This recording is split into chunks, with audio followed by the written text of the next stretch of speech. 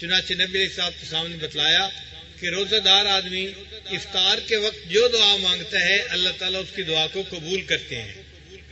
اب دیکھیں یہ کتنی بڑی نعمت ہے ہمارے لیے۔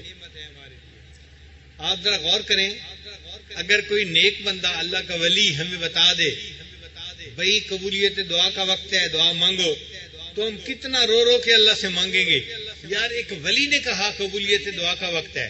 اور یہاں تو ولیوں کے سردار اور نبیوں کے سردار اور اللہ کے پیارے حبیب صلی اللہ علیہ وسلم حضرت محمد مصطفیٰ احمد مجتبیٰ صلی اللہ علیہ وسلم ارشاد فرما رہے ہیں کہ افطاری کے وقت روزے دار کی دعا قبول ہوتی ہے۔ تو ہمیں تو چاہیے کہ افطاری سے پہلے خوب اللہ سے دعا مانگیں تاکہ ہمارے سارے کام اللہ آسان فرما دے۔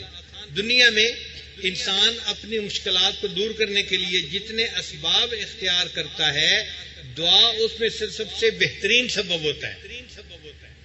تو کیا ضرورت ہے کسی کے سامنے شکوے کرنے کی، کسی کو بتانے کی تو جی میرے بیٹے کو نوکری نہیں ملتی، میری بیٹی کے ہاں بیٹا نہیں ہوتا، تو جی بیٹی کو رشتہ نہیں مل رہا، کہنے کی کیا ضرورت ہے؟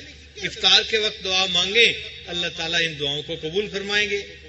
ہم نے الحمدللہ اپنی زندگی میں 2-4 کی بات نہیں، 100-200 کی بات نہیں، ہزاروں لوگوں کو یہ بتایا کہ افطاری میں دعا مانگیں، وہ دعائیں جو آپ کو ناممکن نظر آتی ہیں اللہ رب العزت ان کو بھی قبول کریں گے، اور ہزاروں لوگوں نے ہمیں بتایا اللہ نے ان کی دعاؤں کو قبول فرما لیا، انہونی دعائیں بھی قبول ہوتی نظر آئیں۔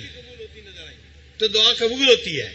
آپ یوں سمجھیں کہ اللہ تعالیٰ نے آپ کو ایک چیک بک دے دی ہے، اس چیک بک کے اندر 30 کاغذ ہیں اور بلینک ہے وہ چیک بک، آپ نے اس کے اوپر جو مرضی لکھنا ہے اور اس کو بینک میں جمع کروا دینا ہے، اتنی اماؤنٹ آپ کے اکاؤنٹ میں آ جائے گی۔ یہ جو 30 دن ہیں یہ بڑے قیمتی دن ہیں۔